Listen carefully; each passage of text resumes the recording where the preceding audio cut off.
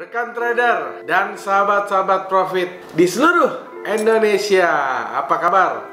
Ketemu lagi nih dengan Andrew Chai dalam channel profitstraining.com ya. Apa kabar semua teman-teman? Semoga sehat selalu ya. Andrew selalu mendoakan teman-teman yang nonton video-video YouTube Andrew selalu sehat ya. Andrew selalu mendoakan semua yang nonton video-video Andrew selalu bahagia dan juga profitnya lancar ya. Tentunya amin gitu ya. Di sore hari ini Andrew sedang di kantor ya. Seperti biasa Andrew lagi sempet, makanya Andrew mau bikin satu vlog. Ternyata masih banyak juga teman-teman yang bertanya tentang apa saja sih yang perlu diperhatikan untuk memilih broker supaya kita lebih mudah profit, supaya kita nggak kena broker yang scam ya. Jadi apa saja sih kriteria untuk memilih broker yang tidak scam gitu ya.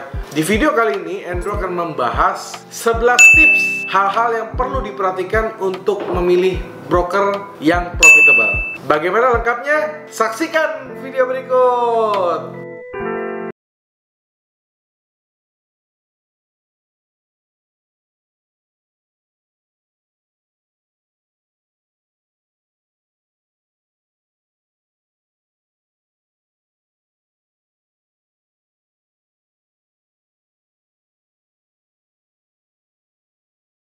Sekarang ya, persaingan di pasar forex itu sangat-sangatlah ketat teman-teman ya. Jadi walaupun teman-teman udah bisa kuasain strateginya, teman-teman sudah punya knowledge ya, teman-teman mungkin punya satu strategi yang teman-teman sudah uji bisa menghasilkan profit ya, teman-teman memakai tools yang bagus ya, tetapi menurut Andrew itu sangat-sangat belum cukup ya.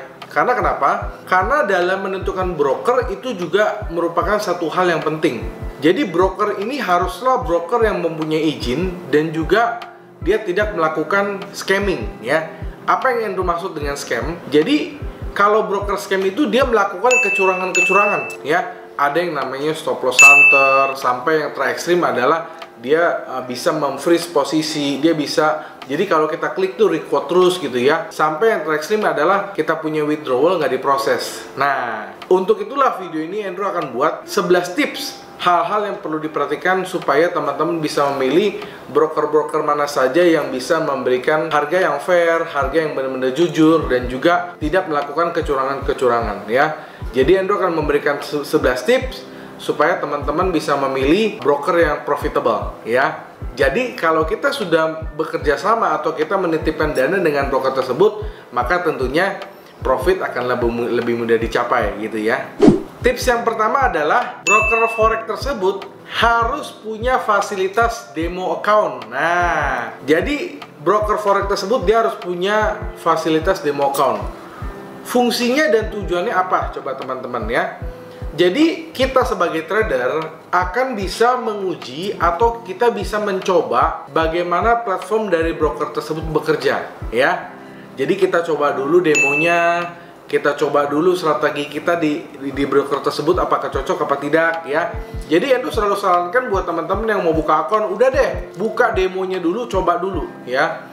Jadi kalau misalnya kita sudah bisa trading di dalam demo tersebut, lalu kita sudah bisa trading dan profit konsisten minimal selama 1 minggu lah ya. Nah, lalu kita bisa buka real account-nya. Jadi itu tips yang pertama, broker tersebut harus bisa mempunyai fasilitas atau harus ada fasilitas untuk demo account ya. Itu tips yang pertama. Tips yang kedua adalah broker tersebut memberikan spread yang wajar. Nah, mungkin teman-teman juga banyak yang belum tahu apa itu spread ya. Jadi spread itu adalah perbedaan harga jual dan beli. Nah, jadi misalnya kita datang ke money changer ya, pasti ada harga jual berapa, ada harga belinya berapa. Nah, harga jual selalu lebih tinggi, itu disebut dengan harga as. Nah, kalau harga beli itu selalu harga yang lebih rendah, itu harga bid ya. Nah, jadi buat teman-teman harus menggunakan broker yang memberikan spread yang wajar. Yang wajar dalam arti kata apa? Kalau misalnya broker tersebut memberikan spread yang terlalu lebar atau terlalu tinggi, artinya apa? Artinya broker tersebut akan mengambil laba atau keuntungan yang sangat banyak. Tetapi kita juga patut curiga terhadap broker yang tidak memberikan spread atau spreadnya nol. Nah, itu teman-teman juga mesti curiga. Artinya akan ada satu sisi atau akan ada udang di balik batu, dia akan mengambil keuntungan dari sisi yang lain gitu ya. Jadi kita harus mencari broker yang mempunyai spread yang wajar. Yang wajar itu ya seperti apa? Ya kita bisa cocokkan lah dengan Reuters misalnya ya. Kita bisa cocokkan dengan keadaan pasar yang sekarang. Jadi itu tips yang kedua, spreadnya harus wajar. Tips yang ketiga adalah broker tersebut harus terregulasi ya. Jadi broker tersebut harus punya badan hukum. Jadi tadi yang sudah bilang terregulasi artinya apa? Ya, kalau kita di Indonesia pasti regulasi di Indonesia adalah Bapepti. Jadi Andrew selalu sarankan teman-teman menggunakan broker yang terregulasi dari Bapepti ya. Bapepti itu adalah Badan Pengawas Perdagangan Berjangka dan Komoditi. Nah, teman-teman bisa lihat di website Bapepti mana-mana saja broker yang masuk dalam Bapepti ya. Itu di www.bapepti.go.id ya. Jadi Andrew selalu sarankan karena kita tinggal di Indonesia, kita menggunakan broker lokal yang mempunyai regulasi Bapepti. Nah, Bapepti ini adalah sebagai pengawas ya. Apabila broker tersebut melakukan kecurangan, apabila broker tersebut melakukan penyimpangan atau kesalahan, Bapepti ini ada fungsinya sebagai wasit gitu loh. Dan broker tersebut mau menjadi anggota Bapepti pun dia harus menyetorkan modal yang tidak sedikit, deposit yang tidak sedikit ya. Itu bisa 10 sampai belasan miliar. Jadi alangkah kurang bijak menurut Andrew apabila kita hanya invest 100 juta, 200 juta lalu broker tidak membayar withdrawal kita. Itu sama sekali nggak masuk akal. Kenapa? Uang yang dikeluarkan atau yang didepositkan ke Bapepti itu jauh lebih besar. Jadi Andrew sarankan buat teman-teman yang mau trading ya, selalu gunakan broker yang terregulasi. Ya, kalau misalnya broker luar, ya dia harus ada di regulasi dalam negara tersebut ya. Tapi dalam hal ini, karena Andrew orang Indonesia, Andrew menyarankan teman-teman bisa menggunakan broker yang dibawa atau diawasi oleh Bapepti. Tips yang keempat adalah broker tersebut boleh dan juga broker tersebut menyediakan tools ya. Maksudnya tools itu apa? Jadi Andrew pernah ngalamin satu broker, ya Andrew pernah ketemu satu broker, dia melarang kita untuk menggunakan robot. Nah, broker yang seperti ini Andrew harap teman-teman bisa hindari. Mengapa? Harusnya kalau kita mau trading, kita boleh menggunakan dengan cara apa saja, bener kan? Nah, tapi kalau sudah banyak larangan-larangan, nggak boleh pakai robot, nggak boleh pakai custom indikator, nah itu adalah salah satu indikasi broker tersebut tidak fair. Jadi ibaratnya kalau kita mau bertarung, ya kita harus dengan tarung bebas.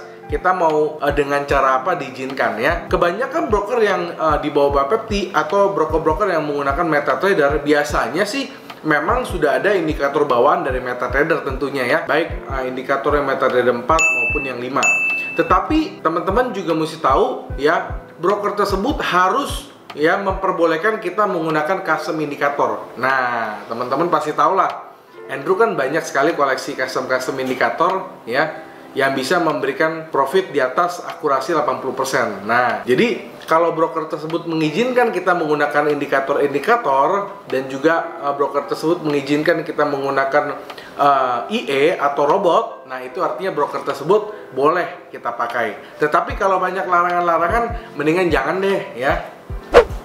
Tips yang kelima adalah teman-teman harus pelajari yang namanya trading rules. Ini Andrew mau bahas tentang limit ya. Jadi misalnya teman-teman mau pasang pending order, kalau misalnya syaratnya itu makin besar, maka itu semakin tidak Andrew rekomendasikan ya. Tetapi kalau misalnya kita boleh memasang limit jaraknya semakin tipis, artinya broker tersebut Andrew sangat rekomendasikan ya. Yang wajar itu adalah 10 pips ya. Jadi kalau misalnya ada broker yang, karena itu juga pernah temuin ya, ada broker yang kita boleh pasang harga baik itu order maupun stop loss ataupun take profit minimal 30 pips. Ada ya. Jadi Andrew nggak mau sebut merek, teman-teman itu jangan dipakai ya. Karena kita dipersulit ya. Kita harus stop lossnya jaraknya 30 pips, harus take profit 30 pips. Nah, itu sudah Andrew rasa jangan ya. Jadi pilihlah broker dengan yang mengizinkan kita menggunakan limit yang paling tipis. Paling tipis, semakin tipis ya semakin bagus, semakin mudah juga untuk kita bisa memasang stop loss, take profit, ataupun limit, ataupun stop buy, stop sell, kita bisa pakai. Jadi itu adalah yang kelima ya.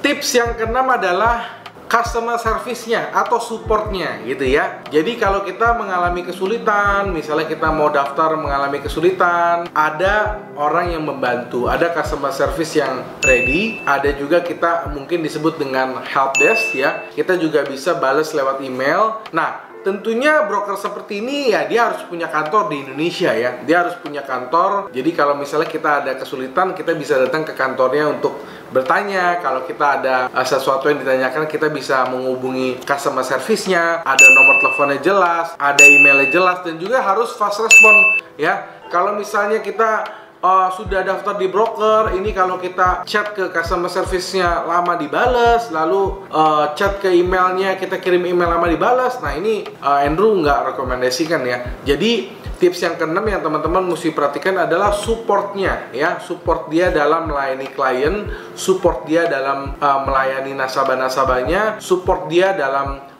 bentuk customer service, pelayanannya, after sales-nya, help desk-nya bagaimana, profesionalkah? Ya, semakin profesional itu tentunya semakin kita rekomendasikan. Itu yang keenam teman-teman ya.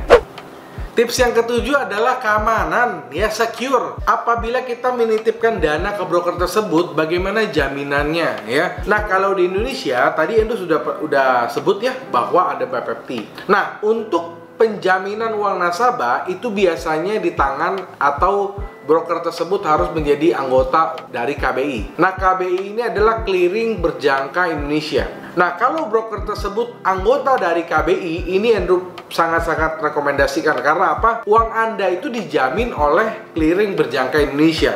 Jadi, hampir mustahil broker tersebut melakukan, jadi kalau misalnya teman-teman mau withdrawal itu dipersulit atau nggak di withdrawal itu hampir nggak mungkin lah. Jadi kita harus menggunakan broker yang anggota KBI ya, di samping BPEPT dan juga KBI. Nah, kalau yang di luar itu banyak lagi ya, tergantung negaranya. Tetapi teman-teman bisa searching aja beritanya, lembaga clearingnya itu apa ya. Jadi kita harus memakai broker yang secure, kita harus memakai broker yang mempunyai keamanan atau reputasinya bagus, dan kita bisa cek semua di internet itu ya. Atau teman-teman boleh tanya Andrew ya.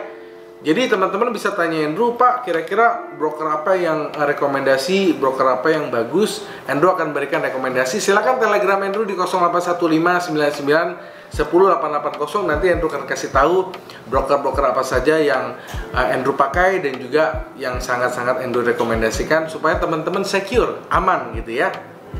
Tips yang ke-8 adalah teman-teman harus menggunakan broker yang men-charge kita dengan biaya transaksi yang wajar ya. Jadi broker itu sebenarnya hidup dari mana sih? Ya, pertama dari spread. Yang kedua, dia hanya hidup dari komisi. Nah, jadi kalau broker tersebut men-charge kita komisi yang terlalu tinggi, ya itu juga kitanya nggak bagus gitu ya.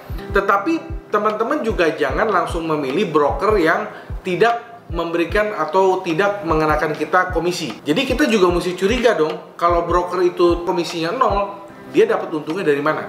Bisa jadi broker tersebut adalah bandar. Nah ya, jadi hati-hati teman-teman ya. Jadi selalu menggunakan broker yang komisinya wajar, karena itu memang sudah diregulasi dari pemerintah ya. Jadi komisi tersebut dia harus ada bagian untuk pajak, ada bagian untuk operasional ya, ada bagian dia untuk komisi ke marketingnya. Jadi itu adalah satu hal yang wajar. Tetapi tentunya kita jangan cari yang komisi yang terlalu besar, juga jangan cari komisi yang 0. Karena kalau 0, teman-teman harus mikir, kalau komisinya 0, broker tersebut untungnya dari mana? Dari mana dia bisa nutupin operasional perusahaannya gitu ya. Tips yang ke-8 adalah teman-teman harus menemukan atau menggunakan broker yang mengenakan kita komisi yang wajar ya. Itu yang ke-8. Yang ke-9 adalah teman-teman harus menggunakan broker ya, yang kalau kita mau deposit itu gampang, yang kalau kita mau tarik dana juga gampang. Nah, karena kita tinggal di Indonesia, kita harus bisa menggunakan broker yang mempunyai segregated account. Artinya apa? Rekening tersebut adalah rekening terpisah yang diawasi oleh BPEPT. Jadi rekening ini diawasi oleh BPEPT dan rekening terpisah dari rekening perusahaan, dari rekening operasional perusahaan. Nah, jadi apabila teman-teman mendepositkan dana ke dalam segregated account, Andrew rasa itu adalah sangat-sangat safe sekali ya, karena ini merupakan rekening terpisah yang dibuat dan diawasi oleh BPEPT. Nah, jadi tentunya ya harus bisa menggunakan bank lokal ya, harus bisa menggunakan bank-bank Indonesia ya. Tentu itu kita akan sangat mudah ya. Jadi rekeningnya juga itu harus ada terdaftar di dalam website BPEPT ya. Teman-teman bisa cek di website BPEPT, www.bapepti.go.id. maka di situ nomor rekeningnya akan tercantum mana-mana saja nomor rekening yang memang diawasi oleh Bapepti. Jadi itu adalah tips yang ke-9. Tips yang ke-10 ya adalah broker tersebut menggunakan platform yang mudah untuk dioperasionalkan ya. Kalau di Indonesia, Andrew biasanya menyarankan teman-teman untuk menggunakan MetaTrader 4 atau MetaTrader 5 ya. Kalau MetaTrader 4 ya, tentunya teman-teman mungkin udah banyak juga yang bisa pakai karena hampir seluruh broker di Indonesia itu menggunakan MetaTrader 4. Nah, sementara yang MetaTrader 5 itu juga hampir sama dengan MetaTrader 4, hanya beda versinya saja. Nah, tentunya di Indonesia ini terbagi menjadi beberapa kelompok ya.